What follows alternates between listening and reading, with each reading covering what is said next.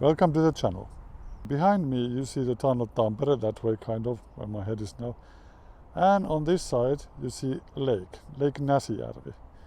Basically it's north of town of Tampere, and on the southern side of Tampere is another lake called Pyhäjärvi, and between them is high hills. Yeah, that's a slight problem, at least was for the engineers in, I don't know, 200 years ago approximately. Because that Näsijärvi lake connects Tampere to far north in Finland, and 200 years ago there was a huge demand for logs and wood in Europe, and they wanted to sell them to Europe, so they need to get them from northern Finland to southern Finland. And that was no easy feature. So far you could get it across the lake, and you could get them all the way, what you see behind me now there, that bay. That's it. Okay, there's a connection between the two lakes. On the northern and southern side of Tampere. Why couldn't they use the connection between those? There's rapids there. Well, yeah, there was a problem. Let's go and see what the problem is. Well, this is the connection between the Näsijärvi and the lake Pyhäjärvi. According to my sources, the owners of these factories on both sides of the rapids were not interested in allowing anyone to convey logs through this route.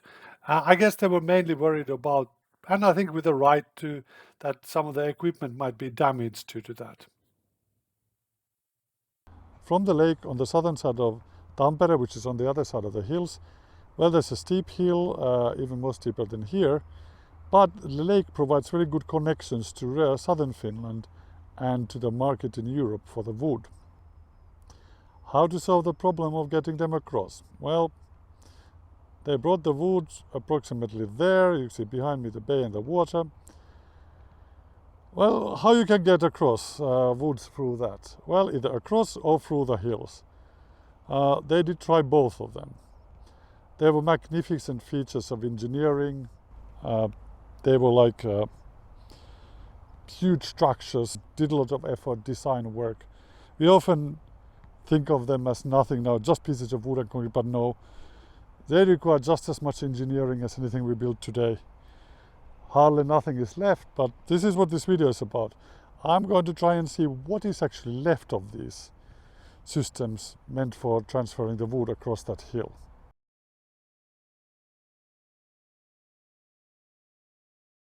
I've been searching for the tunnel that supposedly goes underneath the old railroad tracks, and that would, inside the tunnel there would be the logs going, I guess, up. I tried to find the tunnel, something information online, couldn't find much, but I found a shadow next to the railroad tracks in Google Maps. So I went walking, and I'm exactly in the same line where the conveyor belt of the logs across the hill went. So here's the tunnel. Here you can see the railroad tracks. There's the lake. It came up from there and came up here and went basically up that way to the hill and across the hill and to the other side of the lake.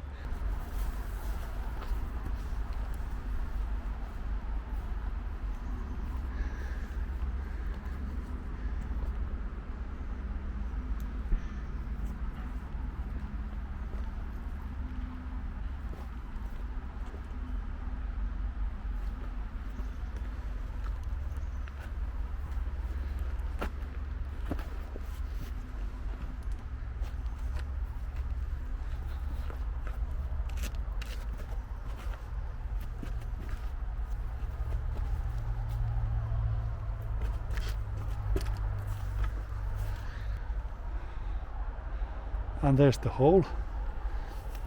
There appears to be no one there, so let's go through. It's concrete. I think it's later reinforced because the track was not as wide as it's now. Someone definitely might be sleeping here. Be careful where the hell I'm stepping. People are definitely having beer here. All pieces of wood. And the wall changes from that to that. I guess this is the older one, will be from the time of the conveyor belt. There's the edge of the tunnel. I think This is probably the original tunnel, and maybe this end would be the first part, and then it was widened as the railroad tracks was widened. I have no idea which part is the older. Okay, so this is what's left of that thing. So I guess the logs was coming uphill from there. Then they came down here through this tunnel underneath the railroad tracks and went up there, and from there up the hill. I can tell that the roof is different from the two sections. The other one is much lower and the other one is much higher. This side is made from single elements attached with kind of metal corners, and I think that side is concrete, whole solid concrete block. So I think this one probably is the old part, and as there was one or two train tracks only going across, this part didn't exist probably back then, and I wonder if this tunnel was just made here to, I don't know, to maintain the tunnel itself, since it's a historical landmark. Yeah, so there's two sections of the tunnel. It was widened later to this part.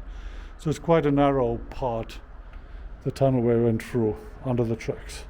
I don't think there's much left, anything, unless one would dig underground. There's stones here, but maybe underground could be something found. And definitely nothing there. And nothing special there. This is all new part of the track. And I think I need to also find the concrete base. There's a concrete base that's also a protected landmark that still survives from the old conveyor system of the logs across the hill. A lot of places was later filled and removed. I mean, this was taken down, this conveyor system, long time ago. Must have been an impressive sight. Quite an interesting noise as well. Here is just this church on top of the hill. So this is the top of the hill where it went across, and there, if you look at the building there, that's part of the church. On the left side of the building, approximately there, is where the conveyor belt went downhill towards the lower lake.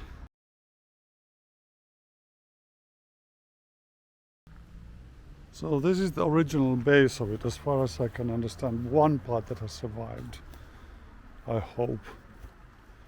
Just concrete like this.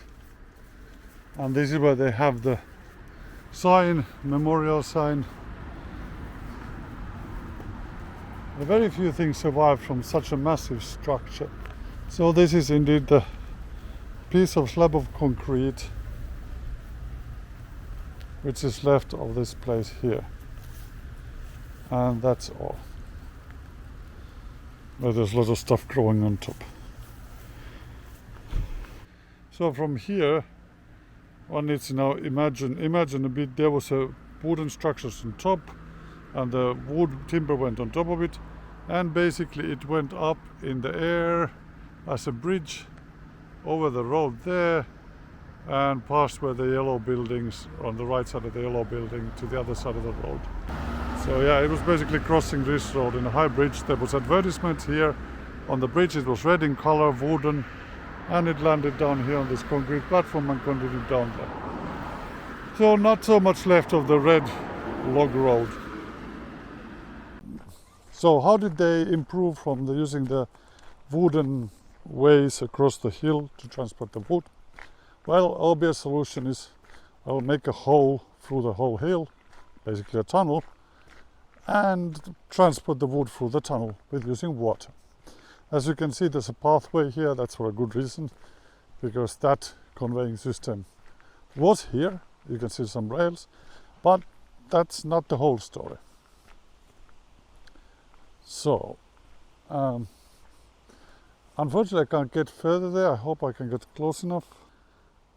There you see a tunnel entrance that goes basically through the whole hill and comes out on the other side. So this is where the wood came towards. They came out of that hole in the tunnel, entrance to the tunnel. They came down here, and there was a path here, wooden path, which is now blocked by road which I'm standing on and all other construction. And basically all the wood, after they wanted more efficient way, I guess, to get the wood through. So the wood came from the other side, was put, and with the flow of water delivered to this side of the hill. As far as I found out, the tunnel is plugged on the other side. There is some water coming through, but there's no way to see it on the other side. It's completely blocked there. But that's basically, this was actually in use. And if you follow that way, there's a stream path going down there. That's where the wood used to go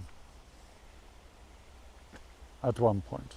Effectively, even with that smaller tunnel, which I hope you can see over there, the problem was that in the early part of the century that there was bureaucratic problems, fighting about whether to build it or not. And in 1929 it was eventually then confirmed, and they started building the smaller tunnel.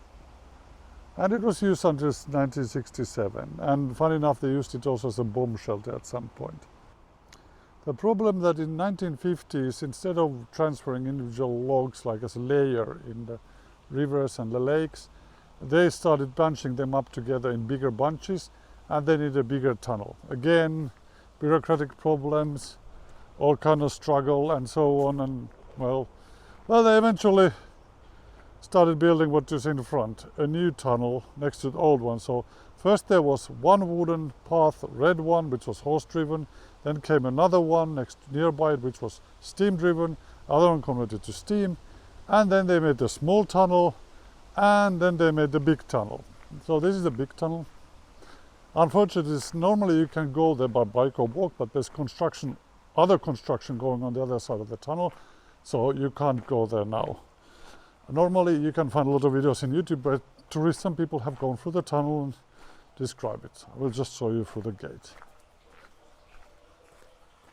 So this is what the tunnel looks like. There's the other end, and that's it. The problem with this tunnel though was that by the time it was finished, all the wood was being actually transported on railroads or moreover on trucks. So there was no more need for tunnels like this, or even transporting wood on water anymore. So this tunnel, they did a test trial on this tunnel, but that's it. It ended there. And it laid abandoned for many years after that. And then it was taken first into use, tried to travel boats through it with a tractor, and then later just people walking through it without having to go over the hill and going through it with a bicycle. And stuff was added in front of it to create these pathways. A lot of the infrastructure is already gone. Here's some old tracks left from the construction of the tunnel that never was realized. Okay, here's more tracks left. You can see more tracks here, other tracks, and there you can see two piers and the lake. So that's where the log tracks, both of them, ended, and those concrete piers are basically what's left over the lifting equipment to lift the logs into whatever you're supposed to lift or handle them with. And on the left side it used to be the place where the logs went down into the lake. So this tunnel was basically the end of trying to get logs from one lake to another across a high hill. Basically a long saga that lasted for almost 200 years. History wants to remember art, history wants to remember great architectural stuff. I just hope history would like to remember engineering as well. As engineering is the one that gives us the houses, the equipment, the tools, methods, everything that needed to make the paintings, needed to make the statues, needed to make the buildings, designs, everything. Well, one by one, I'm trying to record something for you. Thank you for watching, and see you in the next video.